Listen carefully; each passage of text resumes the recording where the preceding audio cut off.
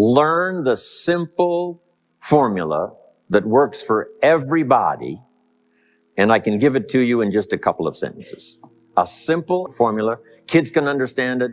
Anybody can understand it. Anybody that wants to get paid. Here's the language for your notes. We get paid for bringing value to the marketplace. Now, the value we bring is one part of it, a product or a service, but here's the other part, the value you become. What you become also pays much more than what you bring. Once I understood that, then here's what my mentor said. Go to work on yourself harder than you work on your job. If you work hard on your job, you can make a living. Then he said, if you work hard on yourself, you could make a fortune. So I worked hard on my job and made a living, but I learned, starting with those extra hours per week, learning these extra skills, I started working on myself.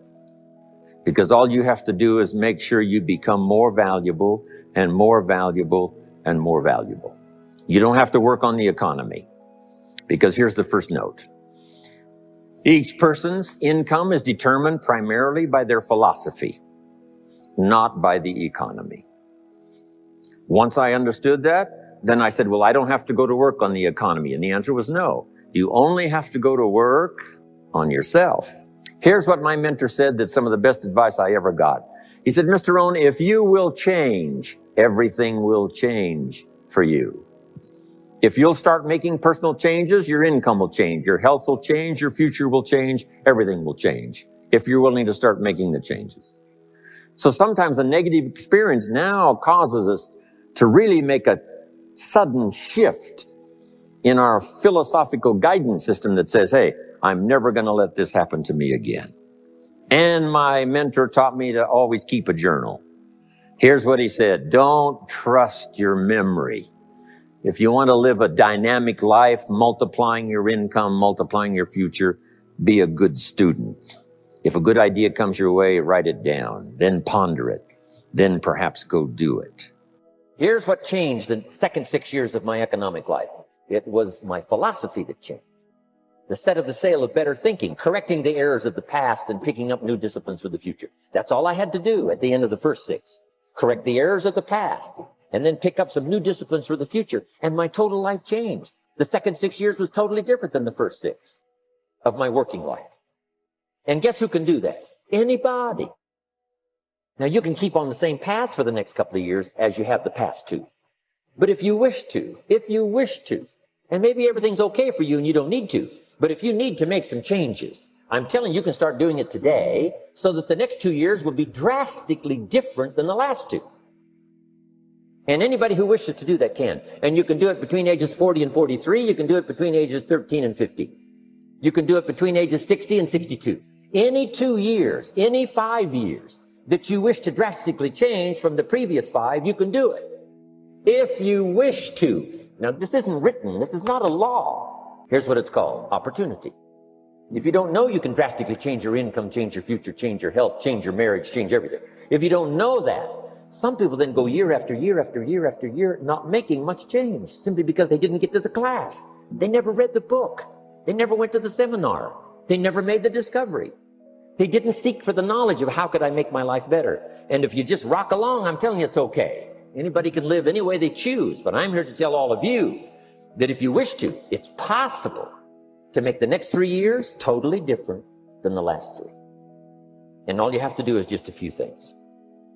So if you got that one now, it's not the blowing of the wind that determines your income. It's not the blowing of the wind that determines your fortune. And that's why we gathered here today. Maybe I've got some ideas that'll help you with a couple of little things of your thinking that might drastically give you multiplied more benefit the next 3 years than you've gotten in the last 3. Now, Mr. Schoaf gave me the clue on how to climb this ladder as high as I wanted to climb. Now, we're talking primarily economics here. There's a lot of other ways to become valuable to your family, valuable to your friends, valuable to the community, valuable to the team, right? Valuable to the team effort, valuable to the concert. But here's what he said to me.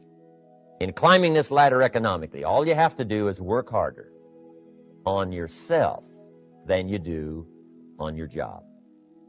Once I heard that, it made sense to me.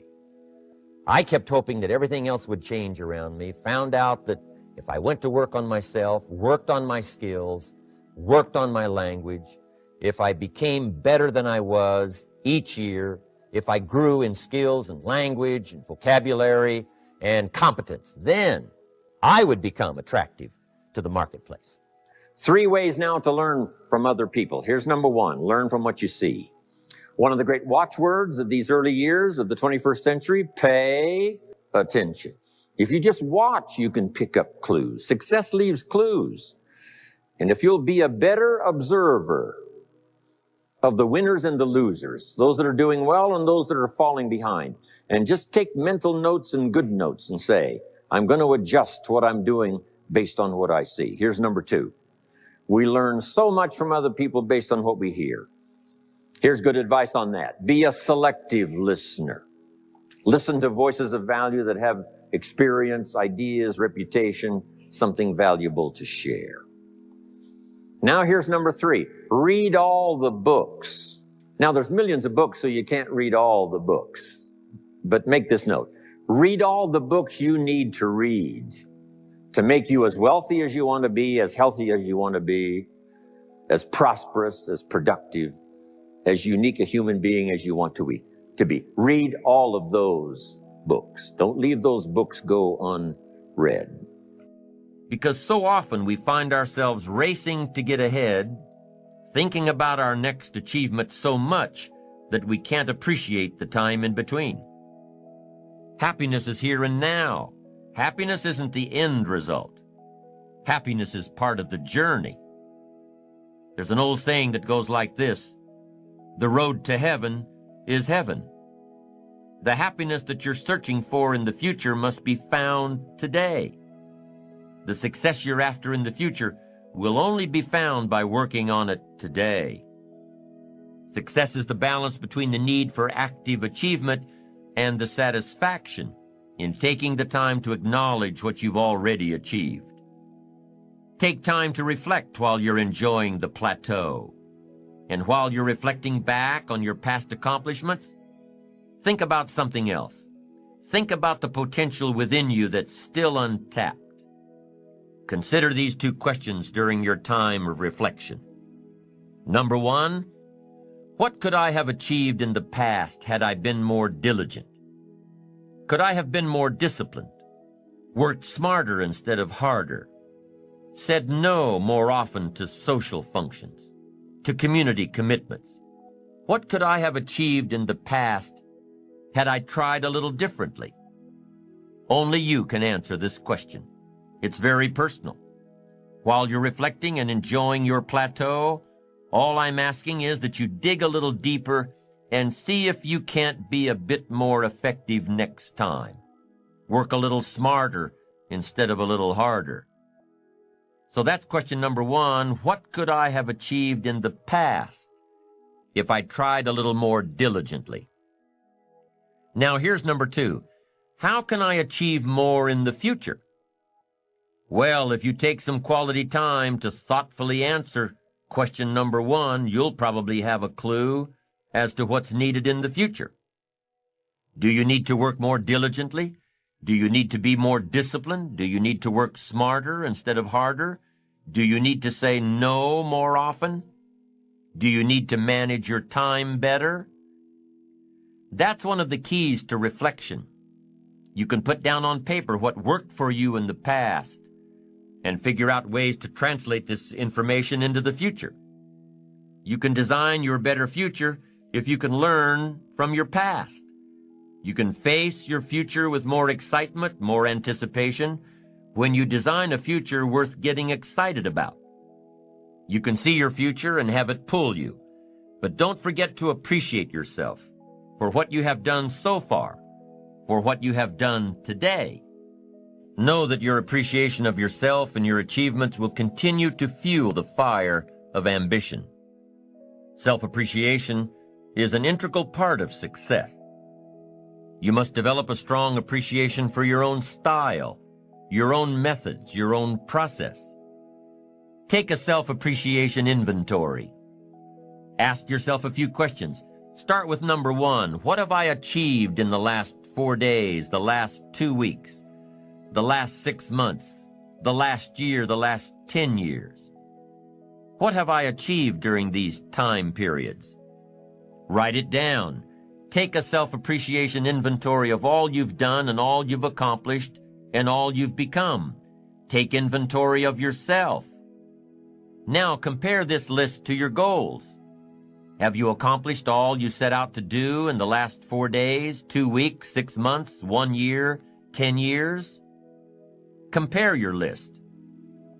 Maybe you've been so busy trying to reach your goals that you haven't taken the time to sit back and reflect on where you've really been.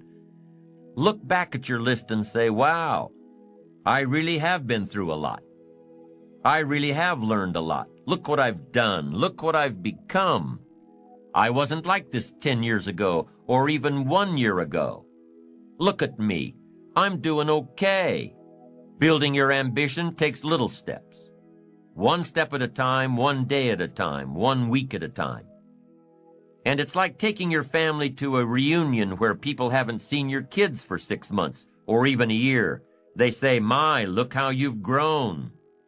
Well, you know your kids have grown, but when you see them every day, it's hard to notice.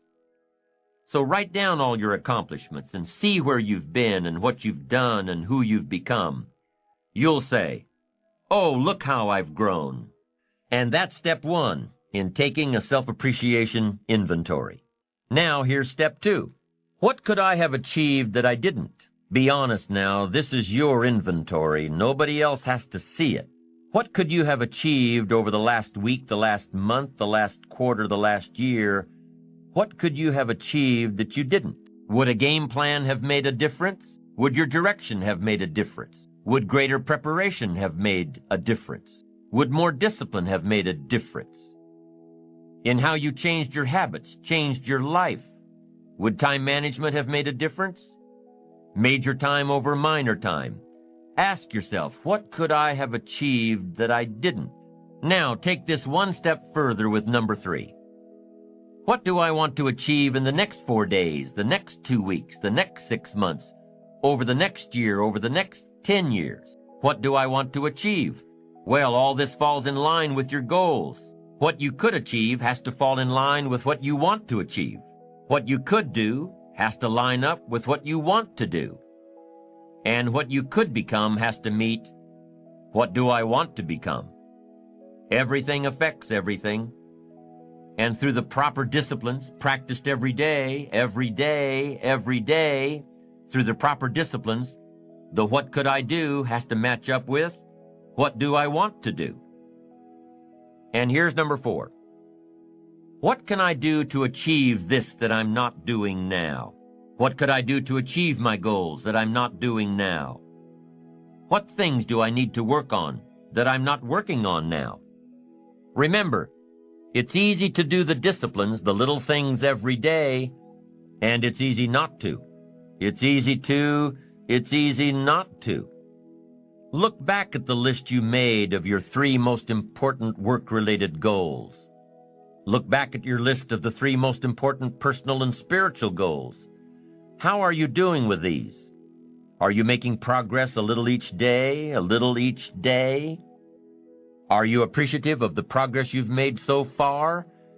It's important that you take time out to acknowledge yourself, your achievements, what you've done so far, where you've come, who you've become. Self-appreciation is a stage in building ambition that takes a little more maturity. A greater resolve, knowing that you'll do it until you get it done. And taking the time out to acknowledge yourself for doing it. Self-appreciation comes from already being firmly set on the course of positive self-direction, being on the right track, having that wonderful blend of humility and self-esteem, knowing within yourself that you're accomplishing your goals, and knowing yourself enough and being confident in yourself enough to avoid needless bragging. Self-appreciation says that you admit there's room for improvement.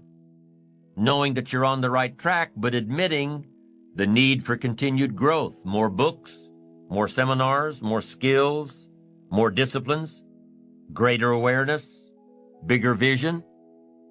There's always more room to grow. There's always more knowledge to gain, always more skills to perfect. We're never done with the education process because education is part of the path to wealth. Education and learning is part of the path to health. Continued education can turn you around if you're headed in the wrong direction. We need the mental food that others provide. We need mental exercise. We need to open up our minds to different alternatives.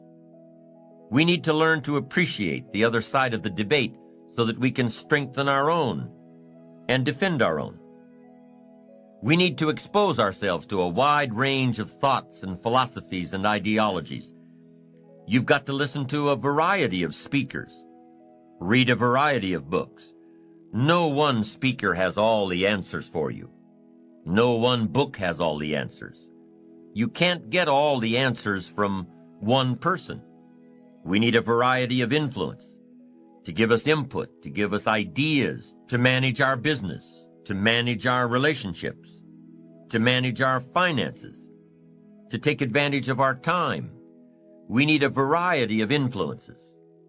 We need a variety of books in our library. We need a variety of tapes in our video library, our audio library. We need a variety of voices. And here's what else we need. We need a variety of points of view. Points of view can be so valuable.